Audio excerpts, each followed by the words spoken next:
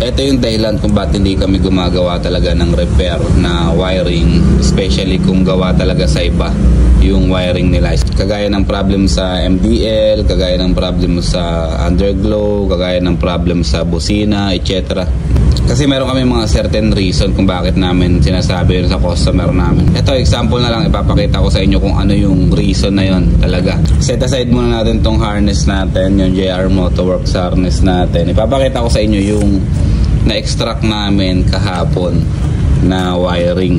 Ito yung wiring na nakuha namin kahapon dun sa ADB 160. Yung wire niya maganda, makapal din, maganda yung ginamit na quality na wire dito. Kaya lang, ang gusto niya kasing gawin dito ay repair natin yung ilaw niya tsaka busina kasi hindi na gumagana.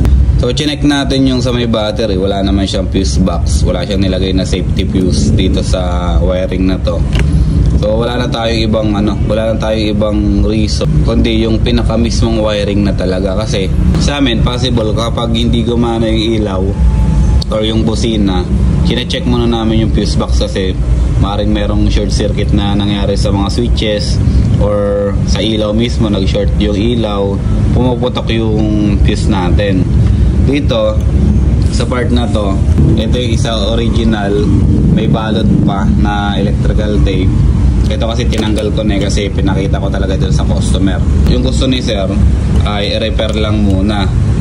Sabi ko sa kanya, sir, ang patakaran kasi namin dito sa shop, hindi talaga kami nagre-repair ng wiring ng iba. Kasi kami yung magiging last touch ng electrical niya. So pinaliwanag ko sa kanya.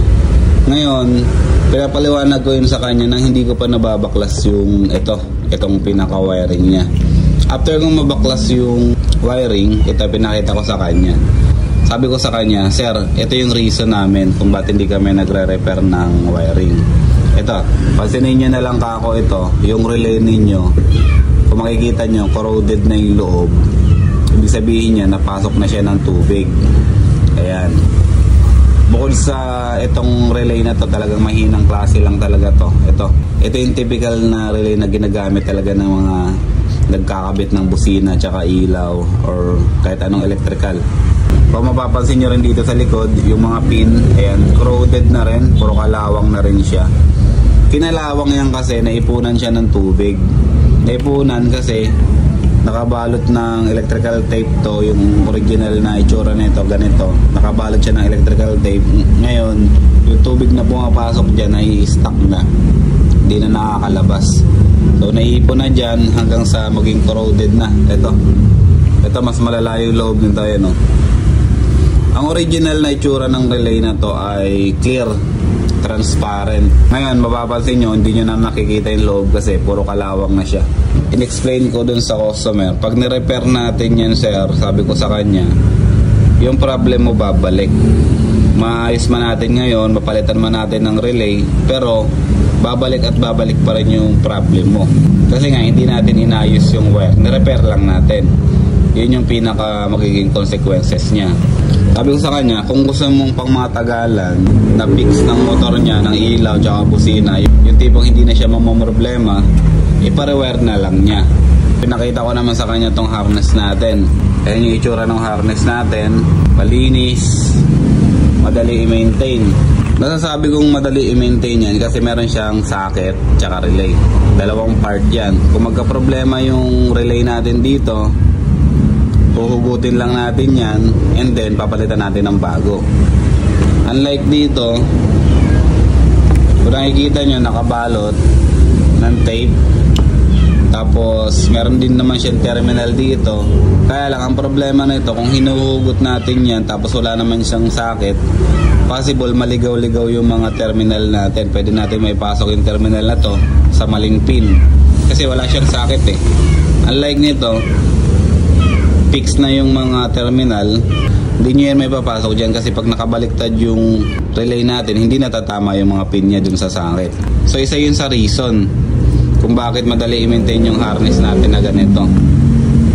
And then kung mapapansin nyo rin yung mga terminal natin, color coded lahat yan.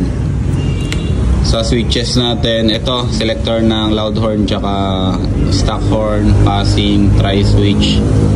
Loud horn 1, tapos output ng MDL, and then stock horn, and then yung loud horn to natin. So ayan, basically ganyan naman yung basically ganyan yung itsura ng harness natin dito sa JR Motoworks, hindi kagaya ng ganito. And ang pinaka-importante dito sa harness namin talaga, meron kami ditong 1 year warranty. Hindi kami nagbibigay ng lifetime warranty, too good to be true na yung ganun. So ayan, naka 1 year warranty yan. Kung magka-problema yung harness natin, balik nyo lang dito yung motor, message lang kayo sa amin, asikasuhin namin agad yan. Kung kailangan palitan yung buong harness, papalitan namin.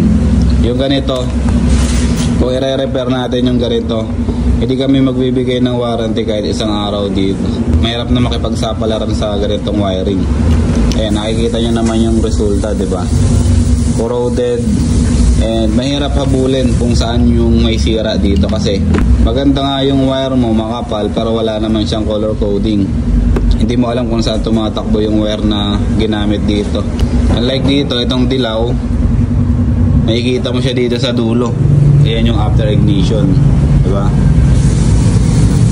Yung black, makikita mo siya dito sa dulo. Ayan yung ground. So ganun lang kasimple yun. Madali tayo maghabol, madali tayo mag-repair, madali natin mahanap yung magiging problem ng harness na to. So kung gusto nyo ng ganitong harness, ayan, mag-message lang kayo dito sa page namin, JR Motoworks, o kaya punta na lang kayo dito sa shop, magpa-schedule kayo. Kung malapit lang naman kayo, along Flatway lang naman kami, Cainta, Rizal. Kung malapit kayo sa Pasig, Taguig, Parañaque, or yung buong Rizal, punta kayo dito sa shop namin, magpa-schedule kayo.